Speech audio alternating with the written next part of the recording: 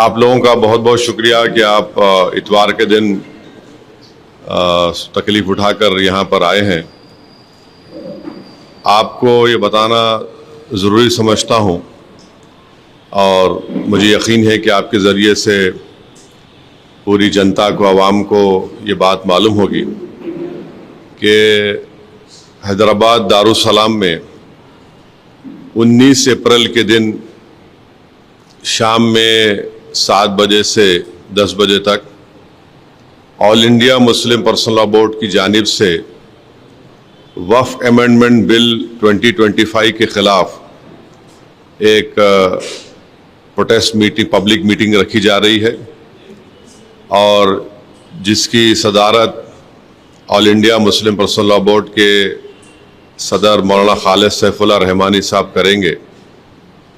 और इस protest public meeting में जो all India Muslim personal law board की तरफ से की जा रही है उसमें तेलंगाना और आंध्र प्रदेश के मुस्लिम पर्सनल लॉ बोर्ड के मेंबर्स, तेलंगाना और आंध्र प्रदेश के बड़े बड़े मुस्लिम ऑर्गेनाइजेशंस जिसमें जमीयतुल उलमा भी है, जमात इस्लामी भी है और मशाइखीन इस प्रोटेस्ट पब्लिक मीटिंग में हिस्सा लेंगे।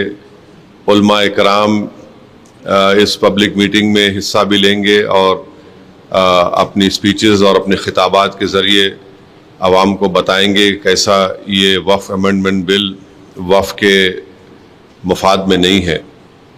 और साथ ही साथ हमारी ये कोशिश भी है कि जो पार्लियामेंट वक्फ कमेटी के मेंबर्स हैं हम उनसे भी बात कर रहे हैं और अगर उनका शेड्यूल परमिट करता है तो वो भी आकर 19 अप्रैल के दिन, 19 अप्रैल के दिन जो ये पब्लिक मीटिंग होने जा रही है उसमें हिस्सा लेंगे।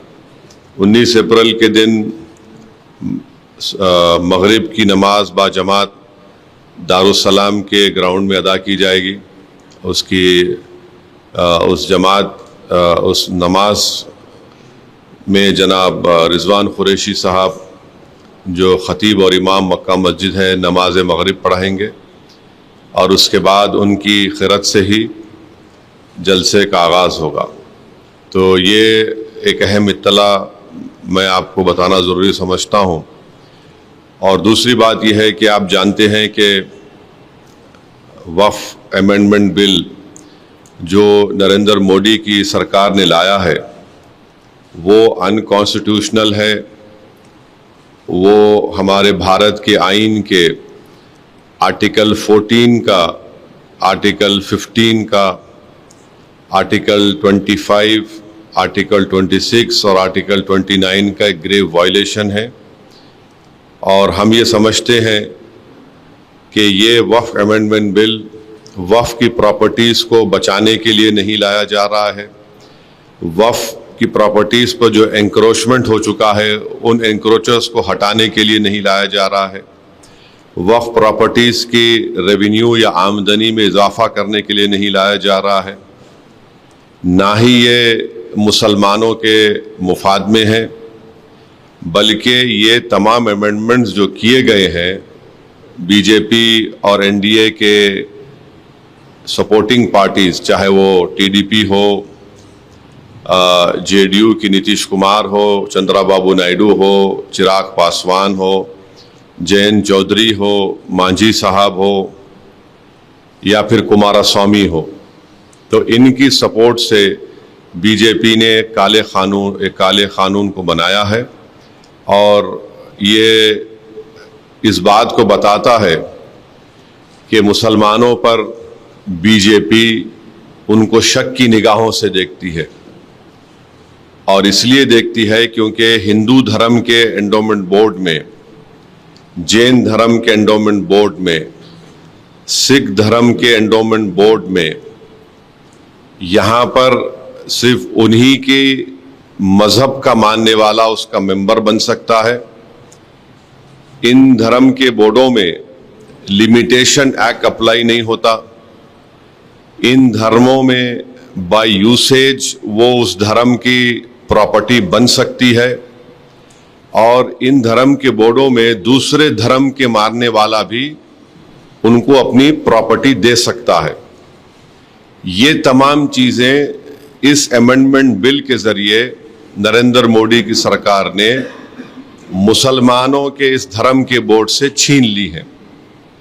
हम हमारे इस देश के हिंदू भाइयों को ये बताना चाहेंगे, सिख भाइयों को बताना चाहेंगे और हमारे जैन भाइयों को बताना चाहेंगे कि जब आप अपने धर्म के बोर्ड में सिर्फ अपने ही धर्म के मानने वालों को मेंबर बना सकते हैं और दूसरे धर्म का नहीं बन सकता है, तो कैसे मुस्लिम धर्म का ये वक्फ बोर्ड, जो एक प्योर रिलीजियस इंस्टीट्यूशन है वक्फ बोर्ड, उसमें कैसे मोदी सरकार दूसरे धर्म के लोगों को मैंडेटरी 2 लोगों को बनाने का एक प्रोविजन रखती है।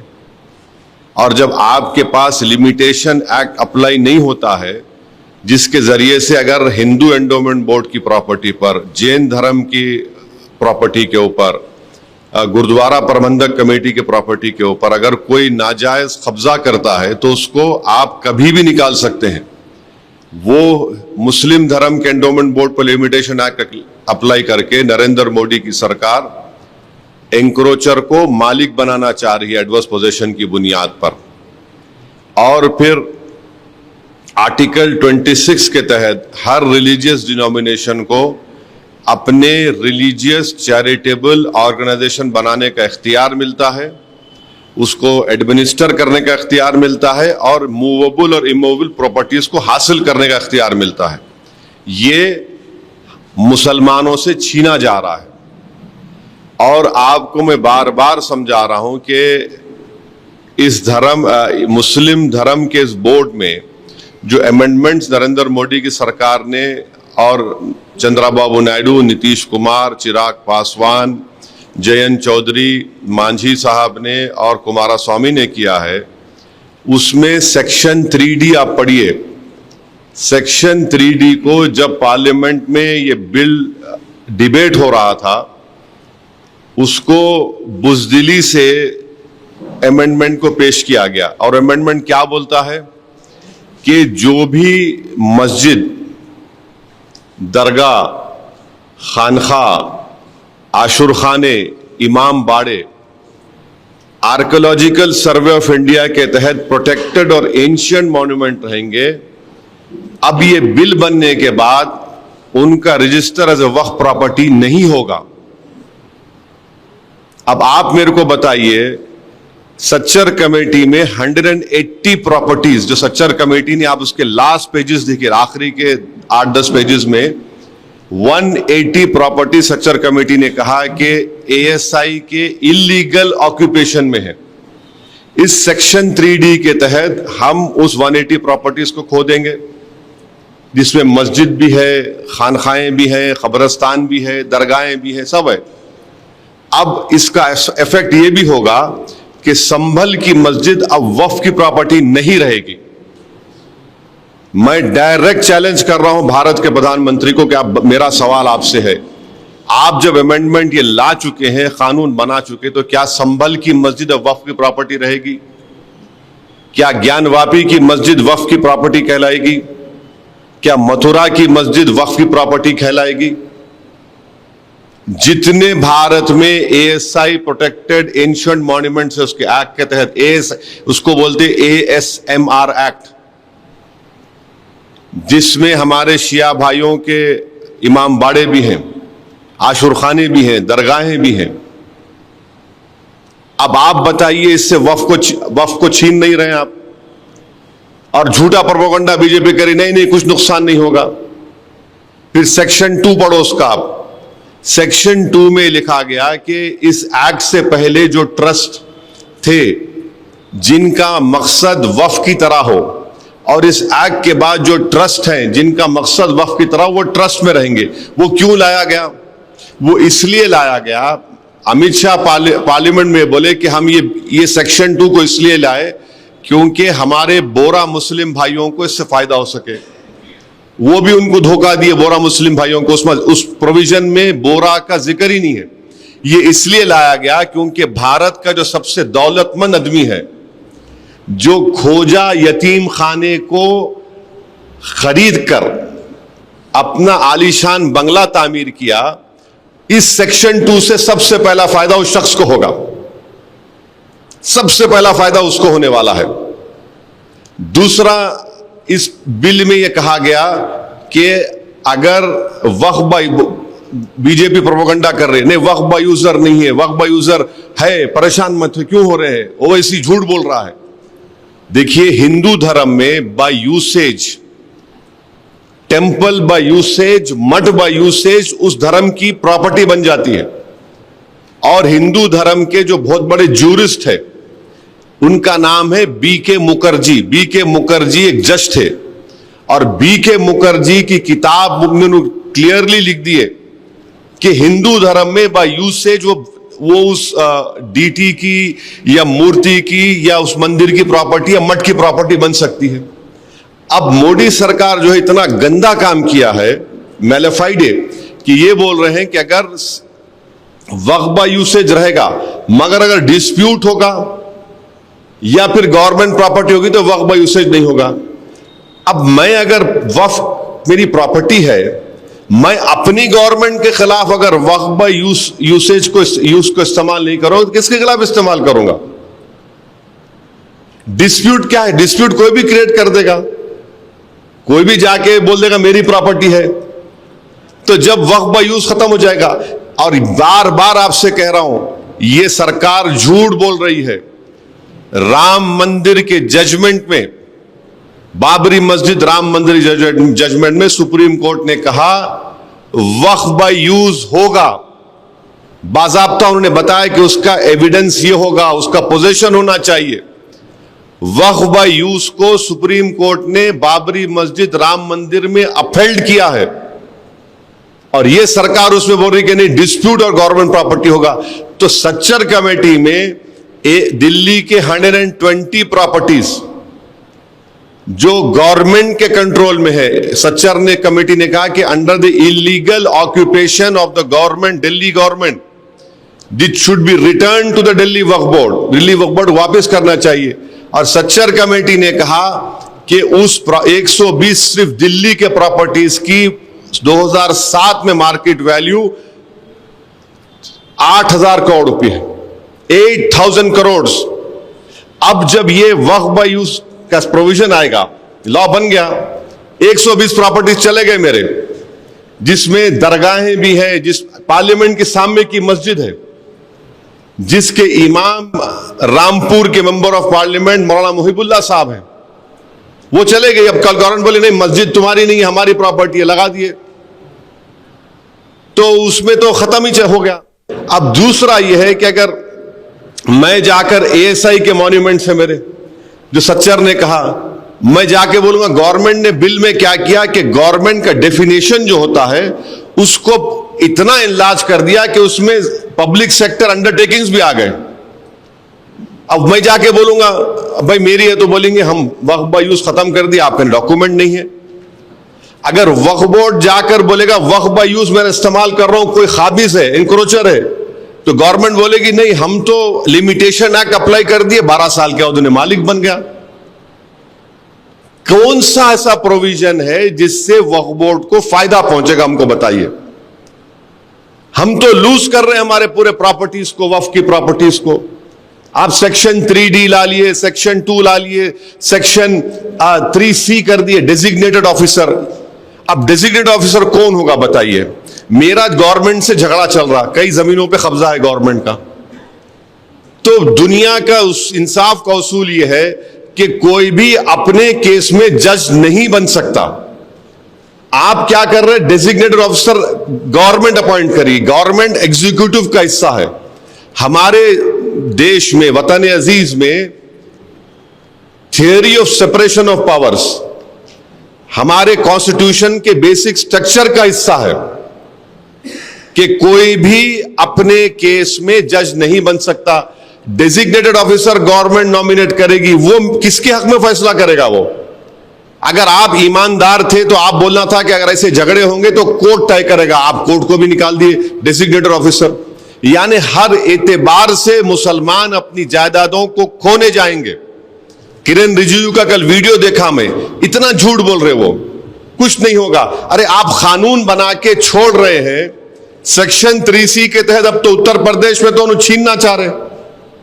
उत्तर प्रदेश में 91% of Sunni Waqf board property जो है वो वक्फ बाय यूज की है, पूरे गायब हो जाएंगे। सेक्शन 3D के तहत क्या संभल की मस्जिद वक्फ की प्रॉपर्टी है या नहीं है, बताओ? सिंपल क्वेश्चन कर रहा हूं मैं। तो ये सब इसलिए लाया जा रहा है ताकि मुसलमानों के रिलीजियस प्रॉपर्टीज को और उस धर्म के जो प्रॉपर्टीज है उसको उनसे छीन लिया जाए। और अफसोस की बात यह है कि चंद्राबाबू नायडू की सरकार तिरुमला तिरुपति देवस्थानम में एम्प्लॉयज जो नॉन हिंदू है उनको निकाल रही है। तिरुमला तिरुपति देवस्थानम का एक्ट ये कहता है कि जो टीटीडी का मेंबर होगा वो हिंदू धर्म का होना चाहिए। बोर्ड में आप एम्प्लॉयज को निकाल रहे हैं हिंदू नहीं है बोल के, और यहां पर आप मोदी के इस अनकॉन्स्टिट्यूशनल ब्लैक लॉ की सपोर्ट करके कह रहे हैं कि मुस्लिम धर्म के बोर्ड में आप नॉन मुस्लिम को रखेंगे। देखिए कितनी हिपोक्रेसी है चंद्रबाबू नायडू की। एम्प्लॉयज का जिक्र नहीं है, टीटीडी के मेंबर्स, उनका कमिश्नर, और बार बार बोलते हैं कि नहीं वक्फ की प्रॉपर्टी पे कब्जा हो रहा। तो 2014 में मुख्तार अब्बास नकवी ने जब उस वक्त के मिनिस्ट्री ऑफ माइनॉरिटी अफेयर्स थे, उन्होंने एंक्रोचमेंट निकालने का बिल पेश किया था, illegal occupants on Waqf property. क्यों इस सरकार ने उस बिल को वापस ले लिया?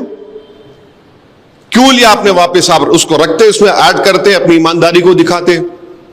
अच्छा, आपको जानकर एक और तकलीफ होगी कि कलेक्टर अगर किसी मुतवल्ली को कोई ऑर्डर देगा कि आप ये काम करिए और मुतवल्ली नहीं सुनता तो कलेक्टर उसको 6 महीने की सजा दे सकता। अगर कलेक्टर किसी मुतवल्ली को बोलेगा कि तुम नमाज में अज़ान नहीं देना, मेरा ऑर्डर है,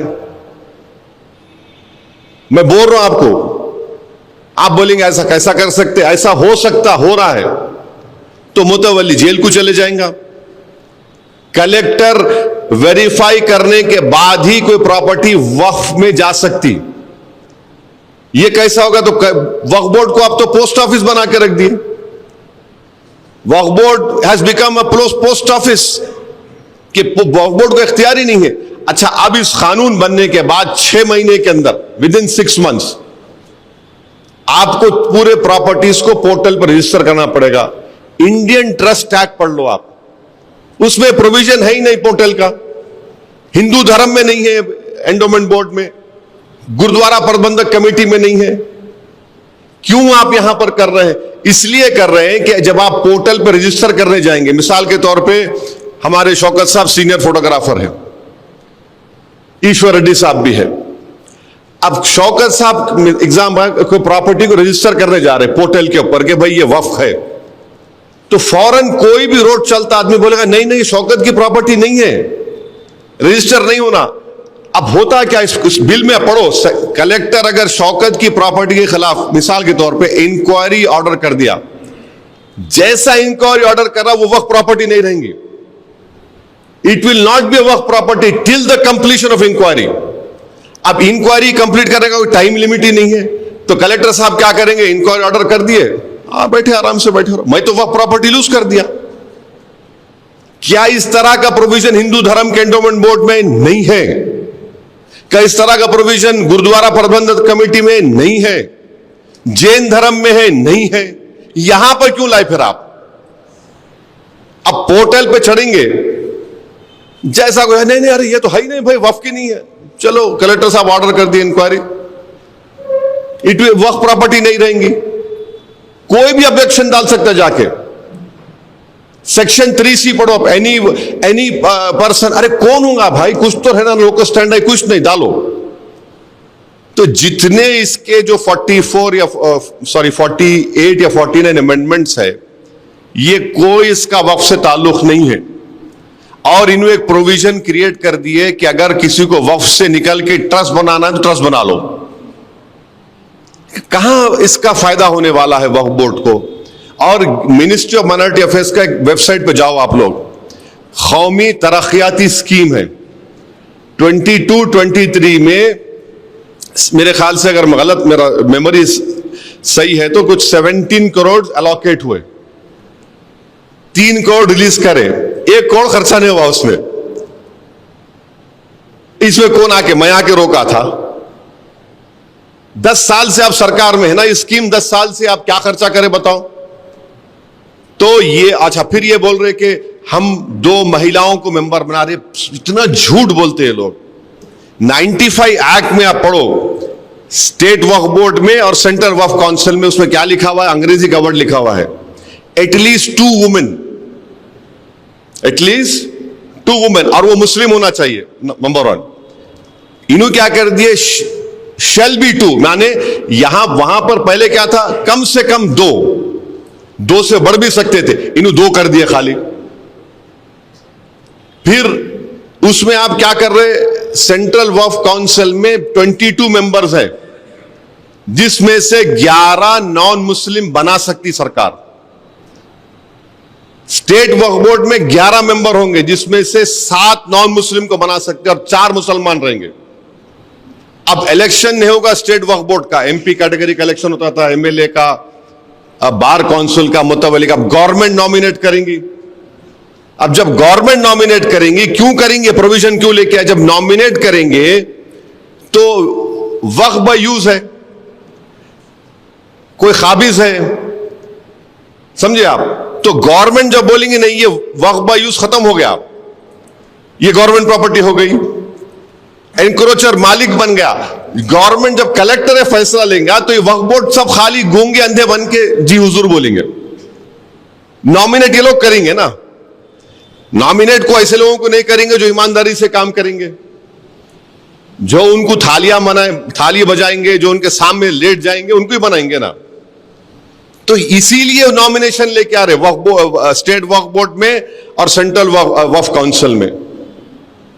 आप ये बताइए कि अगर कोई प्रॉपर्टी रजिस्टर हो गई वक्फ बोर्ड में, और एक अमेंडमेंट बता रहा हूं, तो उसको चैलेंज करने का टाइम 1 साल का है, इन्होंने क्या कर दिए 2 साल कर दिए, माने लड़ते रहो। और एक झूठ जो गवर्नमेंट बीजेपी बोल रही कि नहीं वक्फ ट्राइब्यूनल के जजमेंट के खिलाफ कोई कोर्ट को नहीं जा सकता था, आप सुने होंगे, कोर्ट को नहीं जा सकते, कैसे, कितना झूठ बोल रहे। भारत में 14 या 20 ऐसे ट्राइब्यूनल है, चाहे जिसमें मशहूर इनकम टैक्स ट्राइब्यूनल, एनजीटी का ट्राइब्यूनल, रेलवे क्लेम्स ट्राइब्यूनल, आपके ऐसे 14-15 ट्राइब्यूनल्स है, जिसके जजमेंट के खिलाफ आप हाई कोर्ट जा सकते, मगर रिव्यू पिटीशन डाल सकते, रिव्यू पिटीशन। और जब हाई कोर्ट जाता तो हाई कोर्ट पूरा रिकॉर्ड देख सकता। अब आप क्या बोल रहे, नहीं रिव्यू नहीं, अपील होगा। अपील माने पूरे एक कोर्ट में पूरे भारत में लाखों केसेस पेंडिंग है, लाखों, और कॉन्स्टिट्यूशन के प्रोविजन के तहत ट्राइब्यूनल बनाया गया।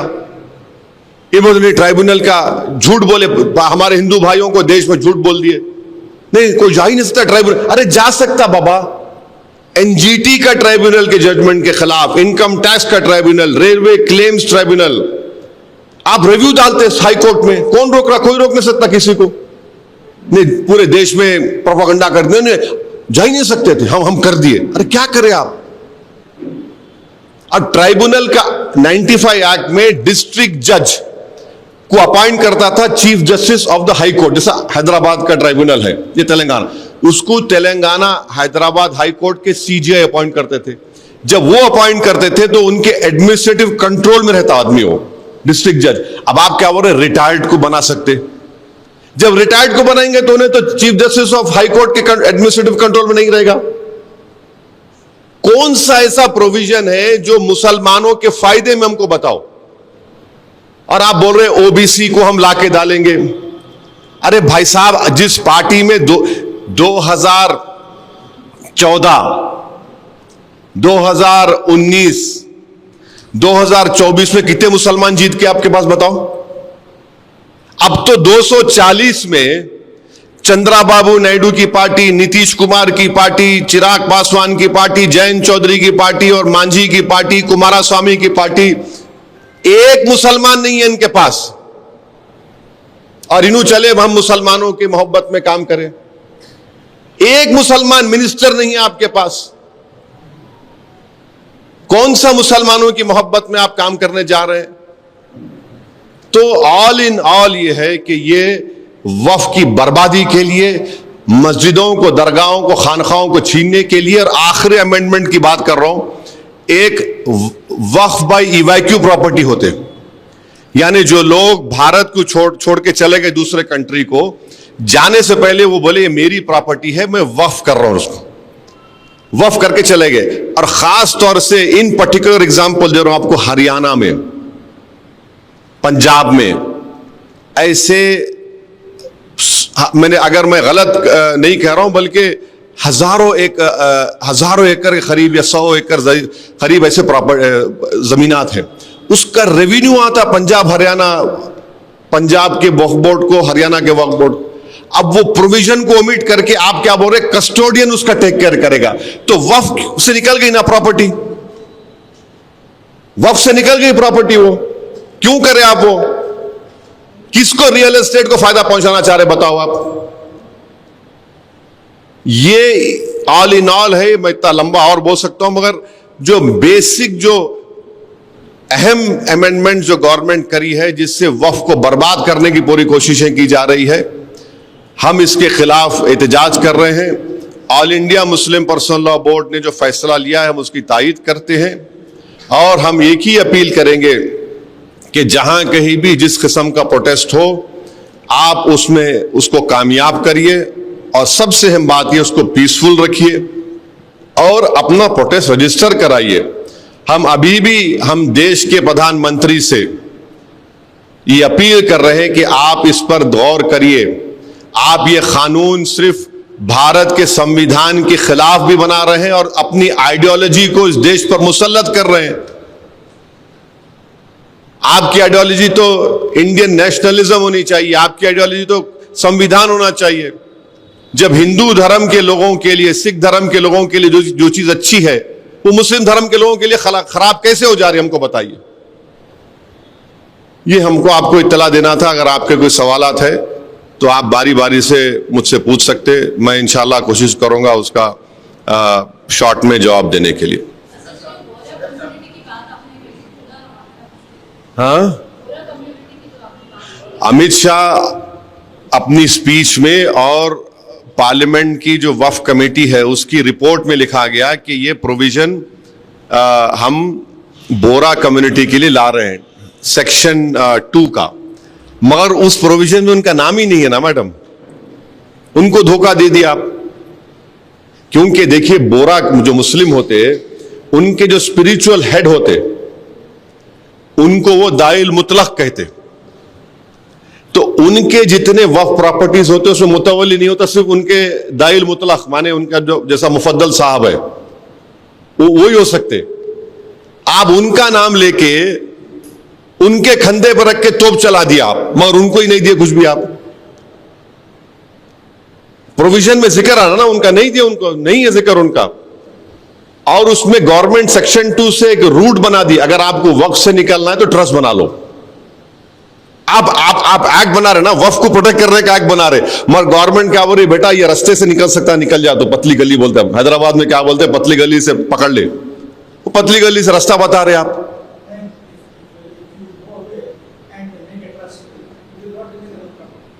They are saying if you create a trust now, you can come out of waqf. अब आप बताइए, is this in the interest of waqf? आप पूरा बाजा बजा रहे हिंदू भाइयों में जाके, और हम ऐसा कर दिए। अरे तुम रास्ता बता रहे निकलने का, तुम कैसा रास्ता बनाते हैं ट्रस्ट का?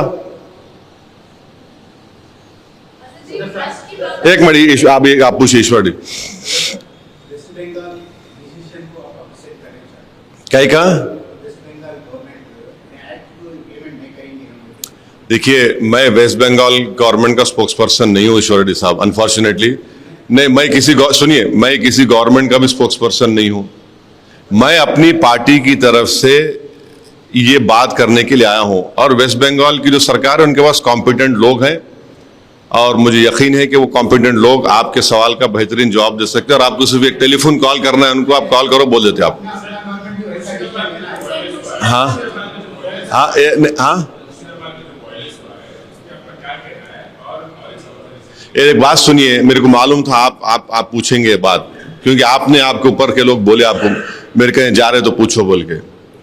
हम ये पूछ रहे कि जो डेमोलिशन हो रहा बुलडोजरों से, कभी उसका भी तो चला दो तुम्हारे चैनल पे। अरे कहां चला है बाबू? एक पूना महाराष्ट्र में एक गरीब की झोपड़ी थी, इंडिया पाकिस्तान का क्रिकेट मैच हुआ, कोई झूठा इल्जाम लगा दिए कि वो एक 14 साल का बच्चा कुछ नारा लगा, उसको बुलडोजर लगा के तोड़ दिए। अभी उसका भी तो पूछ लो प्यारे। वायलेंस को हम कंडेम करते आए, कंडेम करते रहेंगे। मैं अभी आपको बोला कि प्रोटेस्ट होना और पीसफुल होना, किसी भी किस्म का वायलेंस जो होगा वो कंडेमनेबल है। वायलेंस नहीं होना चाहिए, पीसफुल प्रोटेस्ट होना चाहिए।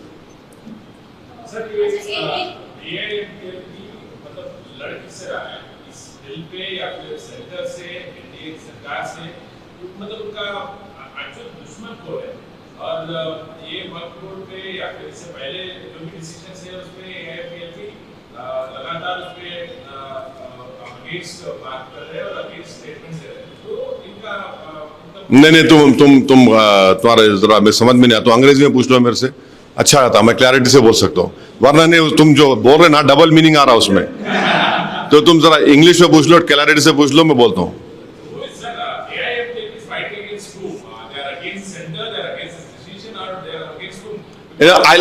Just hold on. Huh?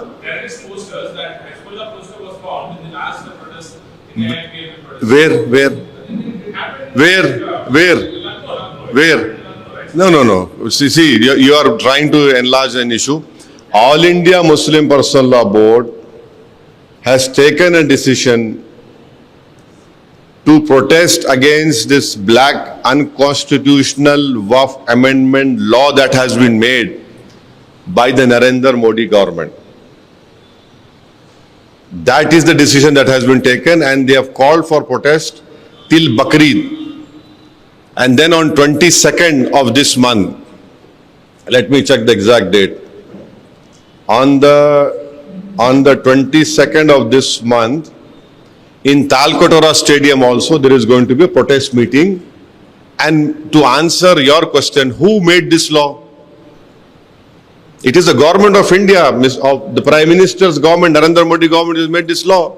So we are protesting against this government also. Amma kuch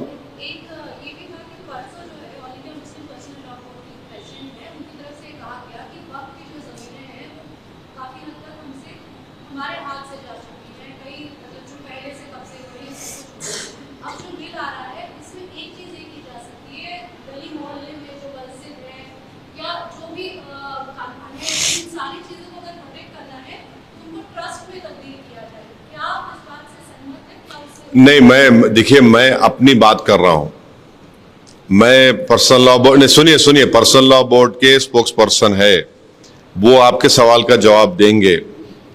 मैं अपनी बात कर रहा हूं। मैं पार्लियामेंट में जो बोला हूं और पार्लियामेंट की जो जॉइंट वर्किंग कमेटी में जो हमारे डिलिब्रेशंस हुए, जो हम अपनी बात को रखे, और मेरी जो डिसेंट रिपोर्ट है जो 122 पेजेस के ऊपर मुश्तमिल है, my dissent report is publicly available. I would request each and every right thinking Indian to please read it. उसको पढ़िए आप। मैं यकीन जानिए, आप उसको पढ़ेंगे तो मुझे यकीन है कि आपके दिलों में जो शक और शुबा है, जो सस्पिशंस हैं, जो गलत फहमियां हैं, वो क्लियर हो जाएगा। और ये बार बार बीजेपी बोलती है, अरे नहीं ये लोग तो जान दस्ती रखे इनकी वक्फ हो जाती। कोई होता क्या ऐसा? बोलिए आप। दस्ती रखे तो वक्फ क्यों जाती? मैं दस्ती नहीं रखा। मैं पार्लियामेंट में 20 साल से पढ़ रहा हूं, पार्लियामेंट नमाज में मेरी हो गई। पार्लियामेंट 20 साल से पढ़ रहा हूं पार्लियामेंट नमाज में, कोई कोने में जाके। अगर टाइम मिला तो सामने मस्जिद चले जाता हूं। बाज़ वक्त डिबेट्स ऐसे चलते पार्लियामेंट में कि आपको स्पेशली मगरिब का टाइम कम रहता आपके लिए, तो आपको पार्लियामेंट में हम कोने पढ़ते। मैं नहीं, बल्कि हमारे असराउल्लाह कासमी मरहूम, जनाब बर्क साहब, ऐसे कई एमपीज को हम तो बाज़ कोने में साथ पढ़ लेते थे। क्योंकि आप जब अपने घर से दूर जाते तो सफर की नमाज होती, खसर बोलते हैं, कम नमाज छोटी हो जाती हो तो मेरी हो जाती है पार्लियामेंट। तो कोई समझने की बात तो होना ना। और ये आप बोल रहे नहीं आपकी प्रॉपर्टी वक्फ कर सकते, आपकी प्रॉपर्टी वक्फ हुई ना। आप एएसआई कब बना, एएसआई कब बना, 1880 में एएसआई बना ना। अब मक्का मस्जिद जब बनी एएसआई था क्या वहां पे? चार मीनार जब बना जब एएसआई था क्या? लाल किला जब बना एएसआई था क्या? कुतुबशाही मस्जिदें अपने हैदराबाद में ईश्वर रेड्डी साहब देखे जब एएसआई था क्या? वो क्या था? वक्फ बाय यूसेज है, बाय यूसेज वक्फ है वो। आज आप बोल रहे नहीं एएसआई में आ गया तो मेरी हो जाती, वक्फ की रहती। ये तो नाइंसाफी है ना। ये तो अब छीन रहे मुझसे आप मेरी प्रॉपर्टी को। संभल का केस चल रहा, पूरा संभल का केस चल रहा, आज आप लॉ बना दिए नहीं, it is not a Waqf property. What will remain of the Sambhal masjid then? ऐसे कई आप जो काम नहीं कर सकते थे ये लॉ से कर रहे हैं पूरा।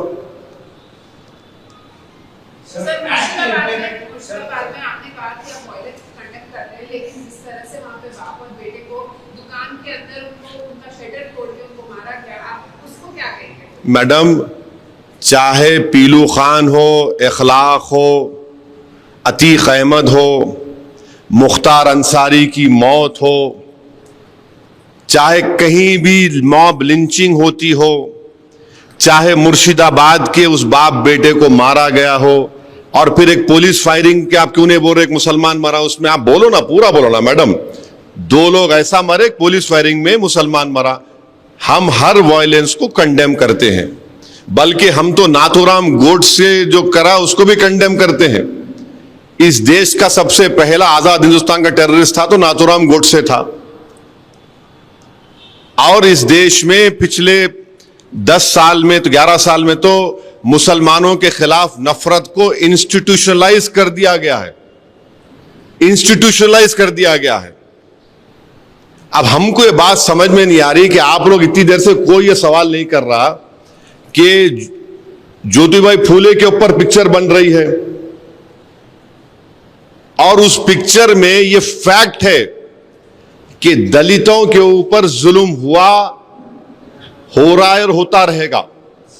उस जमाने में ज्योतिबाई फूले और सावित्रीबाई फूले जब अपनी तहरीक का आगाज किए थे तो उस जमाने में दलित जो है अपने इस सीने के सामने एक क्ले पॉट को लगा के और अपने पीठ के पीछे एक झाड़ू को लगा के, ताकि जब वो चलता था तो अपर कास्ट के लोग जो थे वो ये बोलते थे कि तू हमारी जमीन पर नहीं चला ना, थूकना, तो उन्हें थूकता था बेचारा तो अपने उस क्ले पॉट में, और पैरों के खदमों को अपनी झाड़ू से साफ करता था। उस सीन को निकालो, बोल रही गवर्नमेंट ऑफ इंडिया ये। यानी नरेंद्र मोदी हर पिक्चर को प्रमोट करते, क्यों नहीं पिक्चर को प्रमोट कर रहे ज्योतिबाई फूले के पिक्चर को? हिस्टोरिकल फैक्ट है ना ये कि अपर कास्ट के लोग उस जमाने के दलितों को बोलते तुम हमारी बस्ती में आ रहे तो अपने गले में क्ले पॉट रखो और पीछे झाड़ू लगा के, ताकि तुम्हारे कदमों के निशान मिटते जाए और तुम थूकना है तो उसमें थूको। ये फैक्ट है, ये कौन डिनाई कर सकता? नरेंद्र मोदी पिक्चर प्रमोट करे ना, कौन से पिक्चरों को प्रमोट करे? ये पिक्चर को प्रमोट करो। क्यों सीबीएफसी बोल रही कि निकालो ये सीन, निकालो वो सीन, निकालो वो सीन निकालो? क्योंकि अपर कास्ट के लोगों को तकलीफ हो रही। ये कौन सा इंसाफ है बताइए आप? हम पूरे अपर कास्ट को नहीं बोल रहे, उस जमाने में जो अपर कास्ट के लोगों ने किया हम उसको बोल रहे हैं, वो फैक्ट है ना। आप उसका सवाल ही नहीं कर रहे। ये फैक्ट है, ये भी देख लो आप जरा।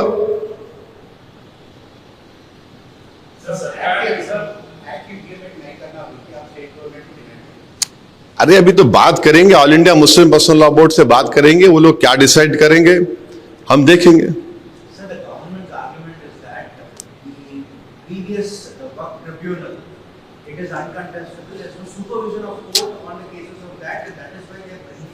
Please understand, this government believes in theory of confusion and they are not telling you the full truth. The full truth is that there are many tribunals in our country which are formed under an article of the Constitution, and any of the decisions or judgments that a tribunal has been gives you file a review petition in the High Court, right? You don't file an appeal. But this government has deliberately told, especially to the majority Hindu community, that this Waqf Board decision cannot be challenged in court. A review itself is a challenge, isn't it? आप review डाल रहे तो क्या आपको high court नहीं जा रहे आप? अच्छा, इनकी झूठ की मिसाल एक और देख लो आप। गुजरात का एक मिसाल देते हैं लोग, सूरत का। सूरत में क्या बोलते हैं? सूरत का म्युनिसिपल कॉर्पोरेशन को वक्फ बोर्ड ने वक्फ प्रॉपर्टी डिक्लेयर कर दिया। वक्फ बोर्ड बोला कि वो मुगल सराय है, मगर ये जब ट्राइब्यूनल में गया तो ट्राइब्यूनल बोला ये वक्फ प्रॉपर्टी नहीं है। तारीफ करो ना बॉस। वहां वक्फ बोर्ड, गुजरात का वक्फ ट्राइब्यूनल ने कहा कि वक्फ प्रॉपर्टी नहीं है ये, तो ट्राइब्यूनल का जजमेंट को आपको तकलीफ नहीं हो रही। जब यानी आपके फेवर में आया तो अच्छा, आपके खिलाफ गया तो बुरा। तो आप किस तरह की जुडिशरी चाह रहे हैं? और ट्राइब्यूनल का, वक्फ ट्राइब्यूनल का जो अभी जो 95 एक्ट में सिटिंग डिस्ट्रिक्ट जज appointed by the CGI Chief Justice of that High Court will always be under the administrative control of the High Court of the Chief Justice. Now you are saying retired judge. Can he be under the administrative control of the Chief Justice of that particular state High Court? No, because he's a retired judge. And as a politician, as a member of elected member of Assembly and Parliament, and you as esteemed journalists know that whenever government appoints this inquiry commission headed by retired judge, with all due respect to them, either the reports don't come or they take a very long time to come. आप देख लो, मेरे को अच्छी तरह याद है, मैं इन retired जजेस के सामने गया, मैं आपको बोल रहा हूं, आपके मक्का मस्जिद में बॉम्ब ब्लास्ट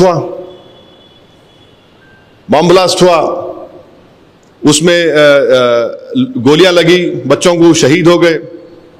एक रिटायर्ड जज साहब को बनाए, हमारे एडवोकेट शफीक महाजिर साहब को हम साथ लेके वहां पे गए, बेहतरीन जिरा करे वो।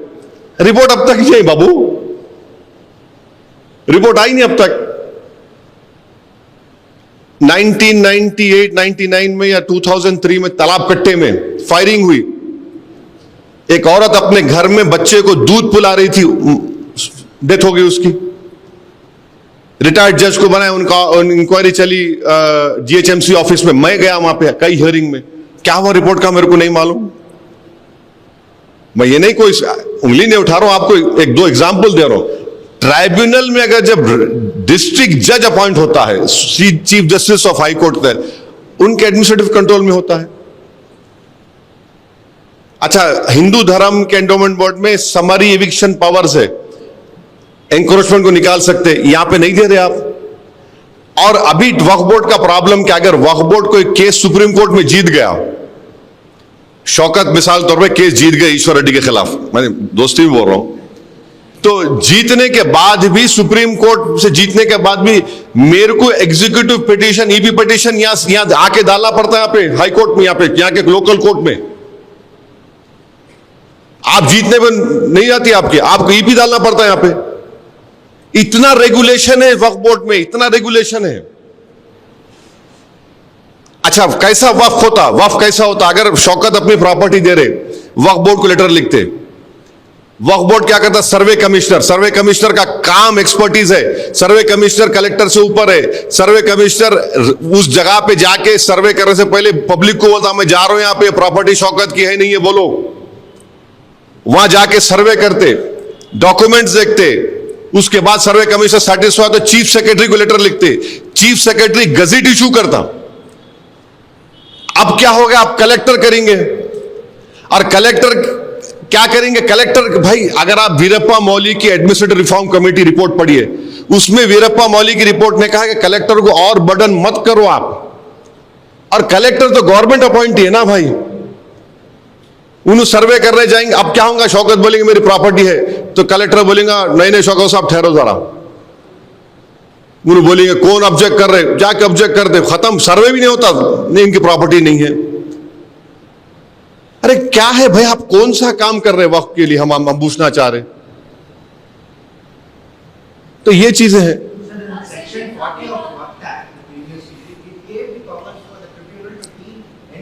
No. You listen to me. Section 40. I'll tell you the truth. You should go and read the answers given by the Ministry of Minority Affairs to the Waqf Parliament Committee. In last 30 years, Section 40 has been used in only 500 odd cases. And out of that 500 odd cases, only 8 people have gone to the court. अगर 30 साल में 500 odd cases में section 40 इस्तेमाल हुआ, जो CO के powers है, और सेक्शन 40 तमिलनाडु के हिंदू एंडोमेंट बोर्ड में भी है, तेलंगाना हिंदू एंडोमेंट बोर्ड में भी, आंध्रा हिंदू एंडोमेंट बोर्ड में भी है। जब वहां पे अच्छा है तो यहां खराब कैसा हो गया प्यारे? अच्छा क्यों खराब हुआ बोलता हूं आपको मैं। अब आप सुनो, सेक्शन 40 के तहत जब भारत के सबसे दौलतमंद आदमी ने खोजा ऑर्फनेज की वक्फ प्रॉपर्टी को खरीद लिया, तो महाराष्ट्र स्टेट वक्फ बोर्ड के 2 सीओज ने, 2 सीओज लेटर लिख के बोले कि ये वक्फ की प्रॉपर्टी है, वक्फ कैन नॉट बी एलियनेटेड, तो उनका ट्रांसफर कर दिया उन्होंने।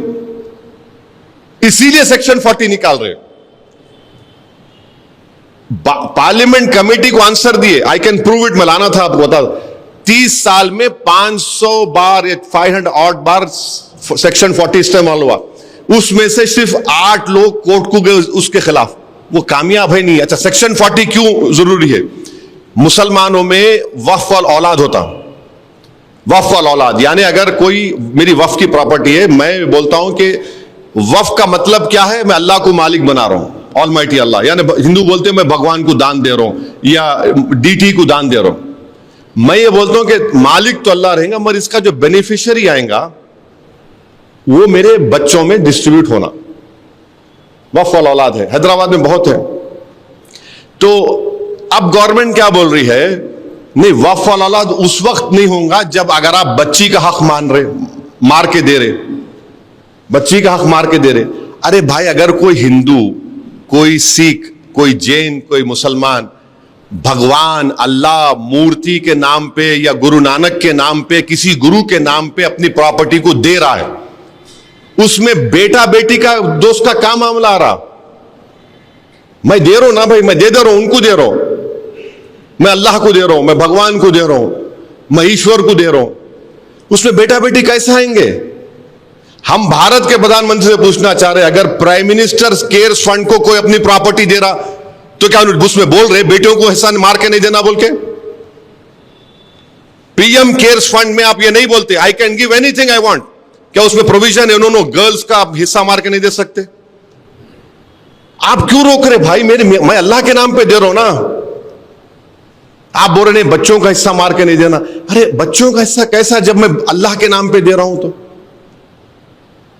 अच्छा फिर अगर आपको इतनी फिक्र है बीजेपी को बेटियों की, हिंदू धर्म में एक्वायर्ड सेल्फ प्रॉपर्टीज जो होती हैं, ईश्वर रेड्डी साहब अगर आप चाहे तो अपनी जो भी आपके छोटी प्रॉपर्टी होंगी, बड़े दौलतमंद नहीं है मैं जानता हूं, आप अपनी पूरी प्रॉपर्टी अपनी एक बेटे को एक बेटी को दे सकते, या उनको छोड़ के आप महल्ले में किसी को भी दे सकते, उस पर कोई प्रोविजन नहीं है। या और मुसलमानों में क्या, मुसलमानों में अगर किसी को 2 बच्चे हैं मिसाल के तौर पे, तो मैं एक को 1/3 से बढ़ के नहीं दे सकता हूं, लीगली 1/3 से बढ़ के नहीं दे सकता हूं मैं किसी को भी। रोशन साहब नहीं दे सकते आप, आपकी property you can not give more than 1/3। आप वहां पे निकलाओ ना, क्यों? वहां पे हिंदू धर्म में आप बोल रहे कि विल पावर आपका नहीं, by will you can give it. आप देखते जाओ इनके जो नाइंसाफियां हो रहे हैं, ये कहां कितना टारगेट कर रहे हैं मुसलमानों को।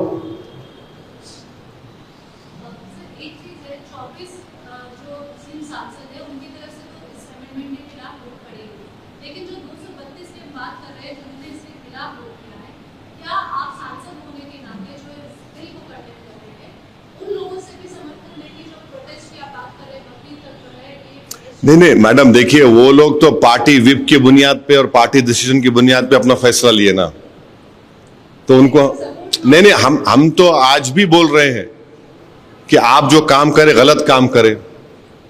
चंद्रबाबू नायडू जो है, चंद्रबाबू नायडू मैं समझता था कि बहुत हिस्ट्री के अच्छे स्टूडेंट हैं। मैं 94 से 2004 तक एमएलए था, ईश्वर रेड्डी साहब के बाल काले थे, शौकत साहब के बाल काले थे, मेरे भी बाल काले थे। जब 1999 में चंद्रबाबू नायडू कुलाटी मार के, सेकेंड टाइम कुलाटी मार के अटल बिहारी वाजपेयी को सपोर्ट करे। 2002 गुजरात हुआ। ईश्वर रेड्डी साहब आप मेरे को करेक्ट करना, नहीं 100 टन चावल लेके बोले मेरे को 100 टन चावल मिले, बोले नहीं बोले? आप देख लो, हजरत गूगल पे जाके देखो आप। 2002 में गुजरात को में सपोर्ट करे जब बीजेपी को। 2004 से लेके 2014 तक चंद्रबाबू नायडू पावर में नहीं थे। अब चंद्रबाबू नायडू ऐसा रॉन्ग डिसीजन लेके अपने बेटे लोकेश का फ्यूचर परेशान कर दिए। वो उन्होंने तो 70 के 76 के हो गए ना आप? हाँ 70 और 75। अरे वो बच्चे का फ्यूचर है ना बाबू साहब। आप गलती करें 10 साल, अच्छा डिवीजन ऑफ तेलंगाना आंध्रा के बाद ही पावर में आए ना आप। अगर डिवीजन नहीं होता तो आप आते ही नहीं थे। तो इतनी बड़ी गलती कर दी है। नीतीश कुमार, बिहार का एंडोमेंट बोर्ड जाके देखो आप, 1950 का एंडोमेंट बोर्ड का कानून है, उसमें क्या बोल रहे? खाली हिंदू मेंबर बन सकता। अच्छा, कॉन्स्टिट्यूशन में आर्टिकल 25 में हिंदू के डेफिनेशन में हिंदू है, सिख है, बौद्ध है, जैन है। बिहार में आग क्या बोल रहा? ओनली हिंदू, यानी सिख भी नहीं बन सकता उसमें। हमारे हिंदू भाइयों को हम बोल रहे कि भाई जब आपके लिए अच्छा है तो हमारे लिए बुरा क्यों है? ठीक है, आप असदुद्दीन ओवैसी से नफरत करो, रोज गाली दो मेरे को उठ के, रोज SMS करके गाली दो, मेरी फोटो को देख के थूक लो, आप जो करते करो, मगर ये तो समझो आपको ऊपर वाला भगवान अल्लाह आपको दिमाग दिया ना, सोचो आप ये। आखिर ये नाइंसाफी नहीं है, डिस्क्रिमिनेशन नहीं है, तो फिर क्या है बोलिए आप? ये सौतेला सुलूक है हमारे से।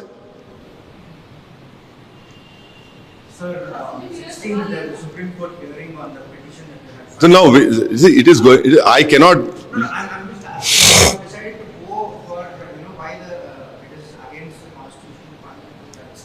But the dispute is also there by TMC and few parties that the JPC rules were violated. Why not approach in that panel as well? See, what happened? It's not JPC first. It was Joint Working Committee. Now, what has happened in the committee? That report has been given to the Parliament.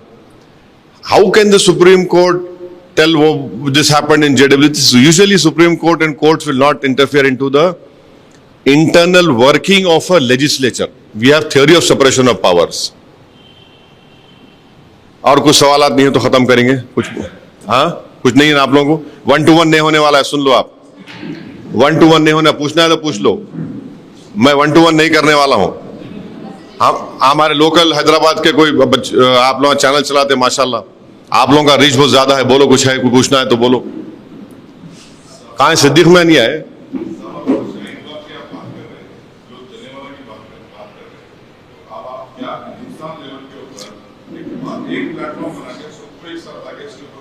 देखिए एक platform all India Muslim personal law board, जिसमें हर मकतब फिक्र के, हर मसलक के लोग, जिम्मेदार लोग उसके मेंबर हैं। यहां पर 1.5 ईंट की दीवार उठाना है, मस्जिद बनाने का चक्कर नहीं है। All India Muslim personal law board हमारे लिए एक मुअज़्ज़िज़ ऑर्गेनाइजेशन है और उनका जो फैसले हुआ है हम उस फैसले की तायद करना चाहिए। और आप एहतजाज को पुरअमन रखिए और कोशिश ये करिए कि हमारे हिंदू धर्म के भाइयों को, उन बहनों को, सिख हमारे भाई बहन को, जैन भाई बहनों को हम ये बताएं कि जब आपके लिए अच्छा है तो हमारे लिए बुरा कैसे हो सकता है? बोलो भाई। हाँ, अब देखिए, अब तो शरबत जिहाद हो रहा है। लव जिहाद से शुरू हुआ, जमीन जिहाद हो गया, अब शरबत जिहाद हो रहा है। जॉब जिहाद था। अरे क्या है रे भाई, मीठा है वो, पीते पियो, नको नको पियो। अब उसको भी नहीं, शरबत जिहाद। अरे क्या है भाई ये? कहानी, आप कितनी नफरत पैदा करेंगे मुसलमानों के खिलाफ? अरे आपको अपना प्रोडक्ट बेचना है, बेचो, मगर उसमें जिहाद क्यों लेके आ रहे भाई उसमें आप? अरे कैसा होगा ऐसा अगर आप इस मुल्क को ऐसा चलाएंगे? विकसित भारत हम बनना चाह रहे, हम भी बनना चाह रहे विकसित भारत। आप विकसित भारत ऐसा बनेंगे इस देश की 18 करोड़ आबादी को इस तरह जलील और रुस्वा करके, उनके ईमान पर हमला करके, उनकी मस्जिदों को छीनने कर, कैसा विकसित भारत बनेगा? हम कैसा चीन से मुकाबला करेंगे? और टैरिफ का तो देखो आप, मैं टैरिफ का सबसे पहले आदमी था, टैरिफ के बारे में बोला था। अभी टैरिफ का देखो तमाशे होने वाले हैं, कितना परेशानी होने वाली है डेयरी इंडस्ट्री को देखो आप। अब वो बायलैटरल एग्रीमेंट होगा, सितंबर तक पहला उसका होगा, अल्लाह को मालूम क्या क्या होने वाला है।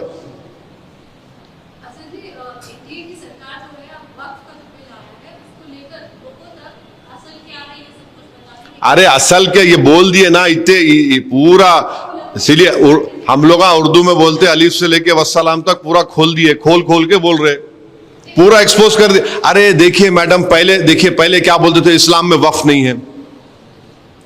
अरे कुरान में इन्फाक के ऊपर मेरे ख्याल से 70 ज्यादा आयतें हैं, प्रॉफेट मोहम्मद सल्लल्लाहु अलैहि वसल्लम की हदीस हैं। अरे को पार्लियामेंट में एक बीजेपी के मेंबर खड़े को बोले ये मुस्लिम कंट्री में वक्फ नहीं है, ये मुस्लिम कंट्री में वक्फ नहीं है, उसमें नहीं है। सबसे पहली बात तो यह है कि भारत की तुलना आप उनसे क्यों कर रहे हैं? आपको उनसे उतनी मोहब्बत क्यों हो गई? भारत एक डेमोक्रेसी है, यहां पर अंबेडकर का दिया हुआ संविधान है, और जिस कंट्रीज का नाम ले रहे झूठ इतना, वहां भी वक्फ है। मैं आप लोगों के इत्तला के लिए बता रहा हूं, हमारे बर्ख भी बैठे हुए हैं, आप नजफ करबला गए ना, अब आप, मैं झूठ बोल रहा हूं तो मेरे को झूठ है बोल देना, क्या वहां पर पानी के कुएं नहीं है हज़रत अली के वक्फ किए हुए? 1400 साल पुराने हज़रत अली जब खलीफा थे, खलीफतुर राशिदीन थे, अली मुर्तजा जो खलीफा थे, उन्होंने वक्फ करे कुओं को पानी के, अब तक है। सिंगापुर में वक्फ है, मालूम आपको? सिंगापुर, मलेशिया छोड़ो, सिंगापुर में वक्फ है, टर्की में है, मोरक्को में है, कहां नहीं है? नहीं है। वो मोहम्मद गौरी आया था। अरे इस्लाम प्रॉफिट मोहम्मद सल्लल्लाहु अलैहि वसल्लम से हम सीखे, मोहम्मद गौरी से नहीं सीखे हम। नहीं, अरे इस्लाम में है, वो एसेंशियल रिलीजियस प्रैक्टिस है मुसलमानों के लिए। अब उन्होंने आया था, आप देखो कैसा कंफ्यूजन है। अमित शाह प्रॉफिट मोहम्मद की का जिक्र करे सल्लल्लाहु अलैहि वसल्लम का, उनके पार्टी के लोग दूसरी बात बोल रहे हैं। उन्हें बोलने के बाद एक उनका टॉप मोस्ट लीडर कोई बात बोला तो कम से कम उस पर तो कायम रहना ना, उस पर भी कायम नहीं है। उनकी स्पीच के बाद उनके कई सुन रहा था एमपीज को, उनके खिलाफ ही बोल रहे हैं। अमित शाह को वो लोग कॉन्ट्रडिक्ट कर दिए। आप स्पीचेस पढ़ो उन लोगों के। माने ये अगर इस तरह की नफरत आप में है मुसलमानों के ताल्लुक से, तो फिर आप अपनी कॉन्स्टिट्यूशनल ड्यूटी को नहीं निभा पाएंगे। Thank you.